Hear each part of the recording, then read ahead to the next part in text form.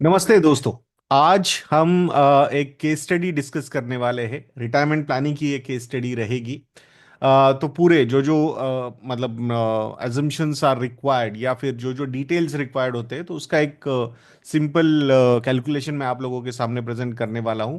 और उसमें अल्टीमेटली मतलब I think this particular case study will be applicable to most of the people, ऐसा लगता है यहाँ पे। जो मतलब टिपिकल हमारे फॉलोअर्स है। तो I think it is going to be very important for them and how to keep things simple. I think ये केस स्टडी से पता चलेगा हमें। एक बहुत ही सिंपल फैमिली के साथ मेरा डिस्कशन हुआ था।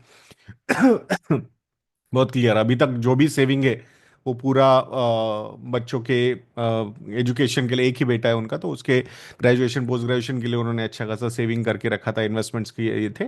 Now at the age of 45 they want to plan for their retirement because ज़्यादा इन्वेस्टमेंट्स वहाँ पे हुए नहीं थे। घर लेना हो या बच्चे की एजुकेशन हो या हायर एजुकेशन के एलोकेशन हो, उसी में सारा पैसा लग गया। तो अभी मतलब most of the time that's what middle class people do कि एजुकेशन पे ही सबसे ज़्यादा खर्चा होता है, घर लेने पे खर्चा हो जाता है और बाकी चीज़ें। और रिटायरमेंट को कहीं ना कहीं वो बैक सीट पे जाके बैठ जाता है ये गोल। तो इसी गोल को थोड़ा सा डिटेल में समझेंगे, how he should plan from now on. उसके बारे में ये डिस्कशन रहेगा। तो इसको जितना जनरल हो सकता है उतना करने की कोशिश मैं यहाँ पे करने वाला हूँ। सो अब कुछ कुछ जो जो डिटेल्स है वो डिटेल्स मैं यहाँ पे लिखता हूँ और उस हिसाब से मैं कैलकुलेशंस भी आपको बताऊंगा। सो करंट एज जो है उनकी वो है 45 ईयर्स। सो 45 ईयर्स की एज है वो इन्वेस्टर की। Expected retirement age he wants to retire at the age of 58। So और 13 साल है उनके पास यहाँ पे to plan for the retirement. बाकी जो मेजर गोल्स थे they all have been taken care of. Now retirement is what he wants to plan for. Life expectancy जो है, जब डिस्कशंस हो रहे थे तो he was planning for 85 years, but his wife is 3-4 years younger to him. So that's why what we said कि sir 85 तो आपका होगा, बट मैम के एज के हिसाब से अगर हम कैलकुलेशंस करते then we need to plan till 90 years. तो उस हिसाब से हमने यहाँ पे 90 ईयर्स की लाइफ एक्सपेक्टेंसी कंसीडर की है। से नेक्स्ट क्वेश्चन वाज कि if retired today what would be his annual expenditure. यानी कि अगर आज वो रिटायर होते हैं and consider that all other financial goals have been taken care of, it's only he and his wife, अगर वही खर्चा है तो उनका मंथली खर्चा कितना होगा या ईयरली खर्चा कितना होगा। तो ही सेड कि it would be around 50-60 thousand rupees. तो हमने उसमें थोड़ा सा एक मार्जिन ऑफ सेफ्टी ऐड कर दिया एंड व्हाट वी डिसाइडेड कि 9 लाख रुपीज पर एनम, पर annum is what he wants कि आज अगर रिटायर होते हैं तो। और फिर इन्फ्लेशन का नंबर, सो मतलब जो गवर्नमेंट डिक्लेयर करता है 4-5%, 3-4-5%। तो हमने बोला कि इसमें भी थोड़ा सा मार्जिन ऑफ सेफ्टी ऐड अगर हम कर देंगे तो that would be really good. So हमने क्या बोला कि instead of 5-6% let's consider 7%। Now this 7% पर एनम is from 45 till 90. So what we are planning? We are planning for a worst case scenario on inflation side. So 7% per annum का inflation यहाँ पे consider किया है. Now next is कि expected pre-retirement rate of return. So अभी यहां से जो भी पोर्टफोलियो बिल्ड करना है, अगर वो इक्विटी एसेट क्लास में वो पोर्टफोलियो बिल्ड करना है, म्यूचुअल फंड में एग्जांपल आप पकड़ के चलिए, तो फिर वो उस पे रेट ऑफ रिटर्न कितना आएगा। So then we have considered कि भाई उसको भी रैशनल वे से ही कंसिडर करना चाहिए। 12% per annum is what we should expect.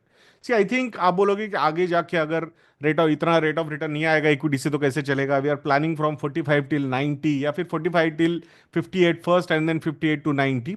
C inflation का नंबर अगर हम इतना वर्स्ट केस सिनारियो कंसिडर कर सकते हैं 7% पर annum, that too from 45 till 90, then मुझे लगता है कि ये एजम्पशन करना भी उसी से लिंक्ड है। मैं सेफ नहीं बोलूंगा, मैं उसी से लिंक्ड बोल रहा हूं। If you are prepared for 7%, I think then 12% rate of return आना चाहिए। अगर इन्फ्लेशन इतना ज्यादा नहीं रहेगा तो ऑटोमेटिकली रिटर्न्स की रिक्वायरमेंट भी कम रहेगी। So because we are considering 7% पर annum inflation, that's why here we are considering 12% per annum rate of return on equity asset class. Now ये तो हो गया। उसके बाद expected returns on retirement corpus, that is from 58 till 90, what is the rate of return they should expect. तो इसमें इस पे हम बात करते हैं। सो अब यहां पे जब रिटायर हो जाएंगे ठीक है। अभी कितना खर्चा है उनका, 9 लाख रुपए। जब तक वो रिटायर होते हैं 7% पर एनम के हिसाब से अगर हम देखते हैं, so almost almost at the time of retirement, यानी कि 58 का जब एज होगा, 7% का इन्फ्लेशन, इस 9 लाख को almost requirement would be 23.2 lakhs per annum. मतलब वेन ही विल बी 58, उनका ईयरली एक्सपेंडिचर 9 lakhs नहीं रहेगा, 7% inflation will compound the expenditure to 23.2 lakhs per annum. So obviously अगर ये 23 लाख रुपए लगने वाले हैं, तो उसमें से एक अच्छा खासा पोर्शन उनको, अगर एक रिटायरमेंट बकेट स्ट्रेटेजी फॉलो करेंगे हम, तो उसमें वो portion he will have to invest into fix income security. At least 3 साल का तो एक्सपेंडिचर वहां पे रखना होगा, फिर उसके आगे के 2 साल का हाइब्रिड में रख सकते हैं, फिर आगे का बचा हुआ जो है वो इक्विटी में रह सकता है। So then the expected returns on the retirement corpus, let's say, is around 10% per annum. ये हर एक के लिए अलग अलग हो सकता है। आपको अगर लगता है नहीं नहीं 10% तो बहुत ज्यादा होगा, मैं तो बहुत ज्यादा डेट पे रहना चाहता हूं, then you will have to calculate as per 7, 8, 9, 5, 6, it totally depends on your risk profile. So you will have to be prepared for that. Obviously, अगर rate of return on the retirement corpus will be on a lower side, the retirement corpus required would be higher. So यहाँ पे 10% का एक rational rate of return expectations लेके हम यहाँ पे चल रहे हैं, because almost 20-25% will be in debt and around 75-80% will be into equity. So that's how the weighted average rate of return on the retirement corpus would be around 10% per annum. ठीक है, सो ये एक एजम्पशंस हमने consider किया है। अब उनको मैंने ये पूछा कि average salary hike till retirement आपकी कितनी रहेगी, तो उन्होंने बोला था कि भाई 7-8% रह सकती है, but definitely I will switch my job 1 or 2 times, और उस हिसाब से मैं on an average 10% per annum का सैलरी हाइक ले सकता हूं। ठीक है, again this is also personal finance, तो ये आपको आपका कैलकुलेट करना है। ये calculator is available on our website invested.in, don't worry. So अब यहां पे उन्होंने 10% पर एनम का सैलरी हाइक बोला था। Why it is required I will tell you further. Okay, so 10% per annum का सैलरी हाइक होगा, यानी वैसी सेविंग्स बढ़ाते जाने पड़ेंगे एंड वो इन्वेस्ट करने पड़ेंगे। ठीक है, अब ये सारे एजम्पशंस तो हमारे पास नंबर्स, हमारे डिटेल्स आ गए। नाउ रिटायरमेंट कॉर्पस रिक्वायर्ड कितना होगा, इनके लिए रिटायरमेंट कॉर्पस रिक्वायर्ड कितना होगा, तो ये सारे कैलकुलेशंस करने के बाद the retirement corpus required would be around 4.99 crore, या फिर इसको अगर राउंड फिगर हमें करनी है तो 5 करोड़ रुपए उनको लगेंगे एट द एज ऑफ 58, जब वो 58 होंगे। So 58 till 90, this corpus will be enough to take care of his expenditure. Okay, so ये वो रिटायरमेंट कॉर्पस रिक्वायर्ड है। अगेन आप बोलोगे इतना कैसे, ये कैसे, वो कैसे, इतना कैसे अचीव करेंगे, सी पर्सनल फाइनेंस है। Again I am telling that. So अगर आपको लगता है कि नहीं नहीं मतलब आपका खर्चा कम है, तो वो corpus required would be lesser. आपको लगता है कि खर्चा ज्यादा है, तो corpus required would be on higher side. आपको लगता है रेट ऑफ रिटर्न में तो और ज्यादा कमा सकता हूं, तो corpus will be required on lower amount, corpus required would be lower. तो ये पर्सनल फाइनेंस है। तो अगेन यहाँ पे आप सही हो आप गलत हो ऐसा कुछ नहीं है, हर एक का एक एक अपना अपना एजम्पशन होगा। ओके, अब next is how to achieve this. तो हमने पूछा कि सर आपके कुछ एग्जिस्टिंग इन्वेस्टमेंट्स है क्या, तो उन्होंने बोला कि मेरे पास अभी तक जो है ईपीएफ कंट्रीब्यूट हो चुका है 22 लाख रुपए का। सो ये मैं एलोकेट कर सकता हूँ, बाकी सारे तो घर के लिए लग गया, घर लेने में लग गया पैसा, बेटे के एजुकेशन, हायर एजुकेशन के लिए एलोकेट कर दिया, वो सारा हो गया। तो ये तो रिटायरमेंट का, तो मेरे पास सिर्फ 22 लाख रुपए है, ईपीएफ का कंट्रीब्यूशन है, और उसमें भी मंथली बेसिस पे अराउंड 18,000 रुपए पर मंथ कंट्रीब्यूट होता है। सो 18,000 रुपए पर मंथ का इन अ वे उनका एक एसआईपी चल रहा है ईपीएफ में। कि मतलब मैं हमेशा बोलता हूं EPF is your first SIP. अगर आप जॉब कर रहे हो तो वो फर्स्ट एसआईपी होती है आपकी, और ये भी एक स्टेप अप एसआईपी होती है एक्चुअली। कैसे, जैसे जैसे आपकी सैलरी बढ़ती जाती है उस हिसाब से आपका ईपीएफ कंट्रीब्यूशन भी बढ़ता जाता है। सो दिस इज ऑल्सो, और उन्होंने अगर 10% का हाइक पकड़ा है वहां पे सैलरी हाइक, सो 10% का स्टेप अप उनका ईपीएफ का कंट्रीब्यूशन चल रहा है। ओके, अब ये जो कॉर्पस है जो 22 लाख रुपए लमसम और 18,000 रुपए पर मंथ की step up SIP in EPF which is giving around 8% per annum हम कंसिडर करके चल रहे हैं। अगेन 7% इन्फ्लेशन है, तो 8% का रेट ऑफ रिटर्न कंसिडर करने में कोई प्रॉब्लम नहीं है ईपीएफ में भी। ओके, सो ये है, सो ये जो कॉर्पस है 22 लाख प्लस 18,000 का स्टेप अप एसआईपी, ये सब मिला के एट द एज ऑफ 58, मतलब आने वाले 13 सालों में this particular corpus will become 1.42 crore. तो ये ईपीएफ का contribution only will be 1.42 crore. Corpus required कितना है? 5 करोड़। 5 में से 1.42 अगर यहां से निकल गया, मतलब बचा कितना? 3.58 करोड़ मोर रिक्वायर्ड।